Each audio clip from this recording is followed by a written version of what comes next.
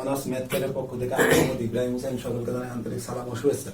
পূর্বের নাই ধারাবাহিকভাবে আজকে আমরা ক্যালকুলাস অন চ্যাপ্টার 16 বি নির্দিষ্ট ইন্টিগ্রালের ধর্মাবলীর উপর আজকে একটা ক্লাস সম্পূর্ণ হলো। আজকের আলোচনার বিষয় আমাদের এক্সাম্পল 15। তো এই অঙ্কটা সমাধান করার পূর্বে আমরা প্রথমে কি করব, যেহেতু এটা একটা নির্দিষ্ট ইন্টিগ্রাল, তাহলে আমরা এটাকে ধরি i সমান 0 থেকে π/4 ln 1 plus tan theta d theta. এর পূর্বে আমরা দেখাইছি যে একটি আমাদের ক্যালকুলাসের সূত্র আছে, ইন্টিগ্রালের একটা সূত্র 0 থেকে a f of x dx সমান আমরা লিখতে পারি 0 থেকে a f of a minus x dx। এই ফর্মুলা অনুসারে এখন আমরা এখানে লিখতে পারি, অর্থাৎ দেখেন এখানে x এর স্থলে কি আছে, আপার লিমিট মাইনাস x, x এর স্থলে আপার লিমিট মাইনাস x। তো সেই ফর্মুলা অনুসারে আমরা এখন লিখতে পারি ln 1 প্লাস, অর্থাৎ এখানে আমাদের x বলতে আমাদের অর্থাৎ চলক বলতে আমাদের এখানে থিটা, তাহলে থিটার স্থলে এখানে আমরা বসাবো আপার লিমিট মাইনাস x থিটা। তাহলে এখানে আমরা একটা সেকেন্ড ব্র্যাকেট ইউজ করি d থিটা। তো এখন আমরা আসেন দেখি পরবর্তী লাইনে কি লিখতে হবে, 0 থেকে π/4 ln 1 প্লাস আমাদের ত্রিকোণমিতিক সূত্র আছে tan a minus b। tan a minus b সমান আমরা লিখতে পারি tan a minus b সমান আমরা লিখতে পারি tan a minus tan b, tan a minus tan b by 1 plus tan a tan b। এটা আমাদের ত্রিকোণমিতিক সূত্র ছিল। তো এখানে দেখেন tan a minus b সমান আমরা লিখতে পারি tan π/4 minus tan theta, tan a minus b by 1 plus tan π/4 tan theta, আর আমাদের ছিল d theta। তো এখন দেখেন এখান থেকে আমরা লিখতে পারি 0 থেকে π/4 ln, তাহলে ln এখানে বিষয় আছে 1 প্লাস tan π/4, tan 45 মানে 1 minus tan theta by এখান থেকে আমরা পাই 1 প্লাস tan 45 মানে 1 into tan theta, 45 into tan theta d theta, এখানে tan 45 মানে 1। তো এখান থেকে আমরা পাই 0 থেকে π/4 ln 1 plus 1 minus tan theta by 1 plus tan theta d theta।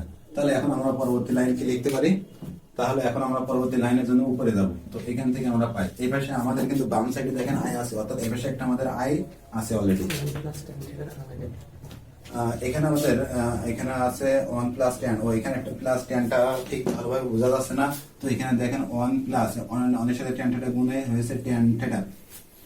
তো এখন আমরা এর পরবর্তী লাইনে, তাহলে আমরা পরবর্তী লাইনে যদি যাই, তাহলে i সমান আমরা এখান থেকে পাচ্ছি 0 থেকে π/4 আর এখানে যদি আমরা লসাগু করি তাহলে পাই ln 1 plus tan theta plus 1 minus tan theta by 1 plus tan theta d theta। তাহলে আমরা পরবর্তী লাইনটা পেয়ে গেলাম। এখন আমরা পরবর্তী লাইন থেকে সমাধান করব, দেখা যাক ইনশাআল্লাহ আমরা প্রত্যেকটা লাইন খুব সুন্দরভাবে বুঝতে পারবো।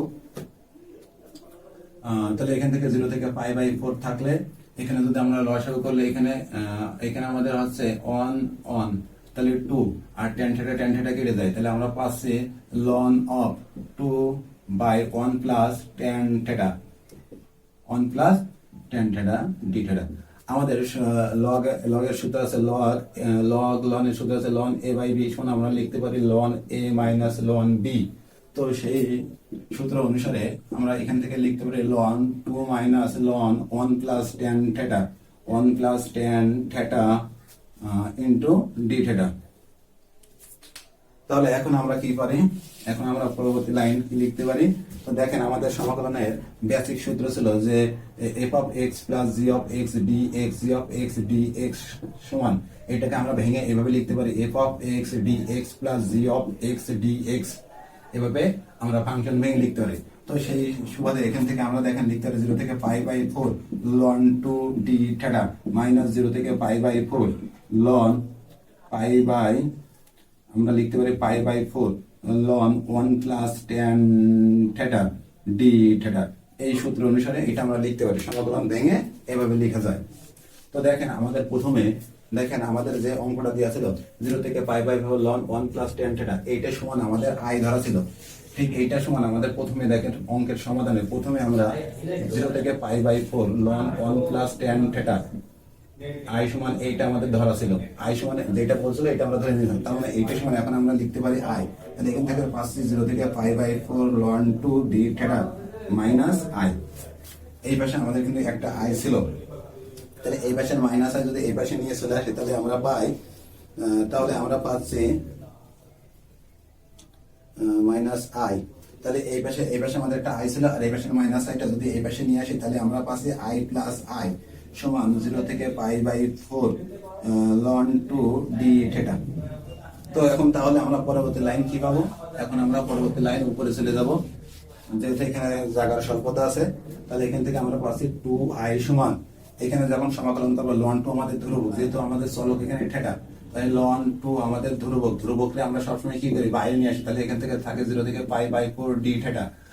আচ্ছা, তাহলে i সমান এখান থেকে আমরা লিখতে পারি ln 2/2, আর এখানে সমাকলন করলে সমাকলন d থিটা মানে থিটা, যেহেতু আমাদের সমাকলন সূত্র আছে সমাকলন dx মানে x, সেই ফর্মুলা অনুসারে এখান থেকে আমরা পাই d থিটা। তাহলে এখন আমরা পরবর্তী লাইনে যাই, তাহলে পরবর্তী লাইন আমাদের আসে half ln 2 into π/4 minus 0 upper limit minus lower limit, upper limit minus lower limit.